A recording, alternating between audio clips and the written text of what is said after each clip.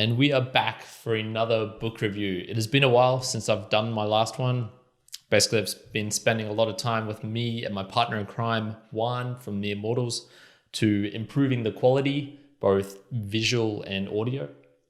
And so we're now in a new area. I've got a new good whiteboard behind me. I might do some drawings on there, who knows. And the book I have for you today is The Restaurant at the End of the Universe by Douglas Adams. It is the second part of the Hitchhiker's Guide to the Galaxy trilogy.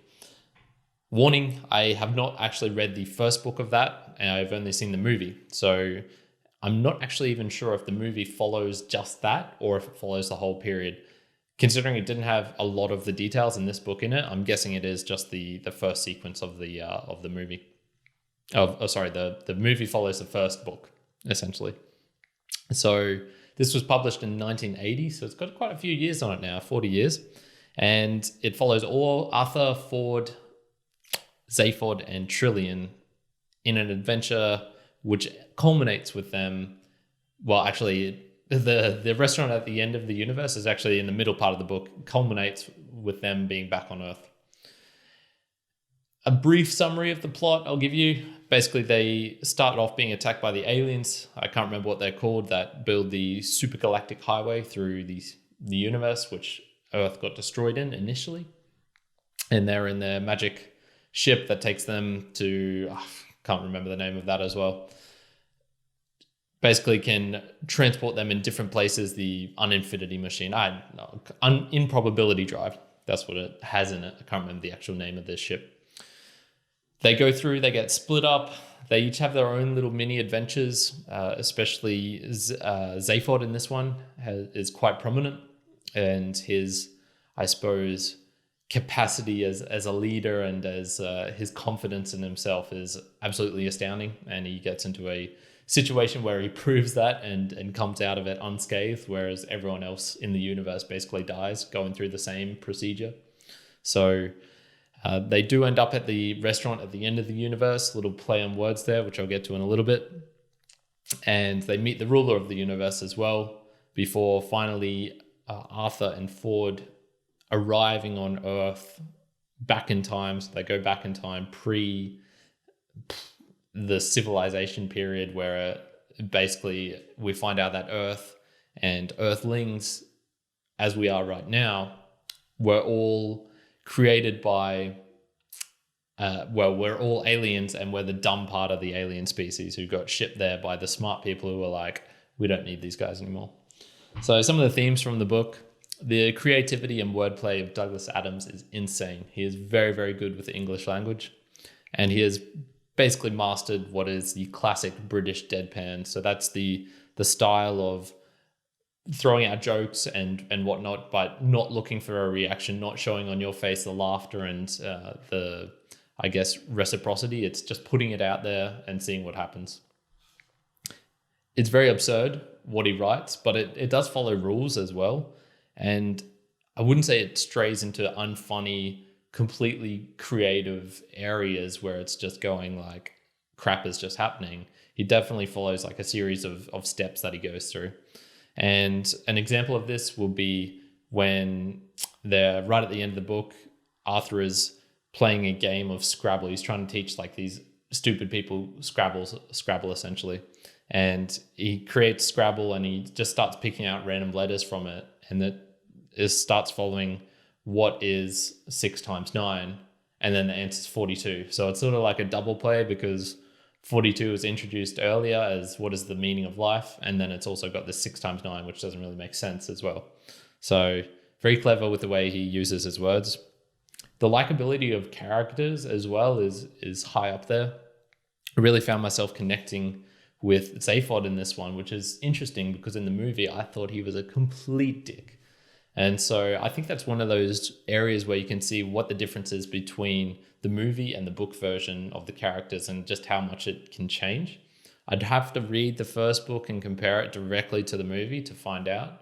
But I think they capture a lot more of the zaniness and likability of Zaphod in this, which you don't get in the movie.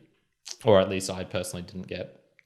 I also found Trillian had a much lower role compared to the others. and Marvin, the depressive, emotional, robotic alien android, was very, very funny. I really enjoyed some of his stuff. Gets through a couple of his classic as well. What is the meaning of life? So some gems. The ruler of the universe only makes decisions about what is in his senses and to know about. And so when they actually meet the ruler of the universe, that's Zaphod and Trillian, with another guy who's this sort of egotistical, wants to know everything, wants to know why these things are done this way and whatnot. The ruler of the universe turns out to be like a very zen, chilled out guy who has no pretensions about what he is or what he does. And it's just very humorous, sort of like poking fun at people who try and find that, what is this? Like, I need to know everything sort of thing. Whereas, if you really contemplate the universe, it's too overwhelming. There's no solid, simple answer to it. Some of my observations from the book and what I liked about it, there are just some very good metaphors and I guess playing of the words, matching things in ways I personally would never have thought of, and be able to make that into a just absolutely comical thing that will stay in my mind. And I actually read this book probably a month or two ago. And so it's not super fresh as most of the other book reviews were, where I did them a couple of days afterwards. But this one I still remember vividly, where Ford Prefect is getting some drinks, and he has I can't remember what it's called, basically the strongest alcoholic drink you can get in the universe. And it's the alcoholic equivalent of a mugging. And he basically, just those words and in that sentence really got to me. And I still remember that to this day, months later, being like, oh, wow, that actually is quite humorous and funny. The name of the book is just absolutely, of course, classic, and explains why Douglas Adams is so good at what he does with these books. So obviously, in my mind, I was thinking the whole time, the restaurant at the end of the universe. So thinking literally space-wise, that there was a cutoff point at the end of the universe where there was nothing beyond that, and that's where the restaurant was situated. No. It was actually situated in time. So it was situated when, I guess, the equivalent of the physics would be the Big Crunch, where everything compresses into a tightly like molten sort of ball. I don't know how to explain that sort of scenario, but the restaurant is sitting there and you get to watch it from the comfort of your seat, sitting out there eating, watching. And the way they're able to do this is that they have invented time travel, and it's quite easily done. And so people can travel in time to the end of the universe, have a nice meal, and then just before the universe ends, get back into their time mobiles or whatever, their spaceships, travel back in time to their own period or whenever the hell they want, and continue on with their day and life. He's very clever at bringing back recurring themes. So 42, the number 42, just shows up in lots of random places. And that is a cultural icon. I was listening to a podcast the other day of, what's his name? Lex Friedman, who is an artificial intelligence researcher, works at MIT, and he was talking with David Chalmers, another sort of philosopher, and like the number 42 comes up in reference to this book or the book previous. And, you can see that in very obvious examples during life, and it'll pop up. So he's very good at recurring that through his books, and then it appears in real life as well. So a lot of people will have heard of this because it is just so fantastically written, or at least this series is. If not, this particular, when people say Hitchhiker's Guide to the Galaxy, I imagine they think of the first book or first movie. Characters I've already mentioned, but Marvin is just hilarious. If you want to read a book that is light and funny and then has just this absolutely depressive character who in probably any other scenario would be, even just reading about them brings you down. It's like emotional vampires. They bring you down to their level. That's sort of what Marvin does, but in such a great way that it's just hilarious.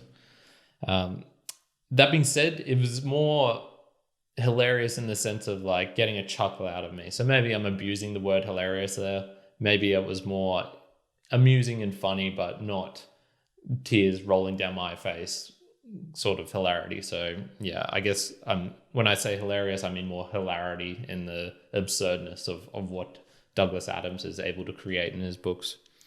So with that being said, overall, it was a very fun read and it's great for some laughs and diversion. So if you're looking for something light, something to get your mind off the day, off the week, off the year, and want to go into a small world for a little bit, it's a relatively short book, 244 pages, and it, as you can see, it's quite small compared to my gigantic head. It's very easy to read as well. It flows. You don't particularly need to keep reading, and you can sort of stop at one point, come back to it if you want. And really, you could probably just pick any point in the book and start reading, and you have a fair idea. It's not like the whole plot revolves around what happened previously. It's more like they're just in a situation and funny stuff happens. So overall, I'm giving it a 6 out of 10. Not saying that it is a bad book. 6 being implied for me, that is, above, I suppose, the average. But with that being said, it is very, very light, fairly easy to read, and it's not one that will have a tremendous impact on the rest of my life. It was nice, it was fun, good bit of diversion. I'm not going to expound on it too much more. One thing else I want to start doing with these books is I do believe that's something I can get out of every book, whether it's a learning or something pragmatic to help me going forward. And so for me, what I learned with this book was I personally did not know some of the words that were in here, and I want to get better with my vocabulary and speaking abilities. And the pragmatic learning I have from that is I'm going to learn and use a new word for 1 week, or basically one day each week. I want to learn a new word and try and use that throughout the day. So there was one recently I wrote it down, expiatory. I have no idea what it means still. I've yet to look it up, but I came across that and I was thinking, okay, like that's something I want to try and use. A lot of these, it's sort of, I guess, is a bit of a trivial pursuit because I'm not really expecting to use those words that much. How often do you learn a new word and then say like, oh yeah, I'm going to use this tons? Never, because the fact that you're hearing a word for the first time means you obviously do not use it much. That being said, I do want to do that. So that is it for today. Douglas Adams, The Restaurant at the End of the Universe, part of the Hitchhiker's Guide to the Galaxy series. Current out.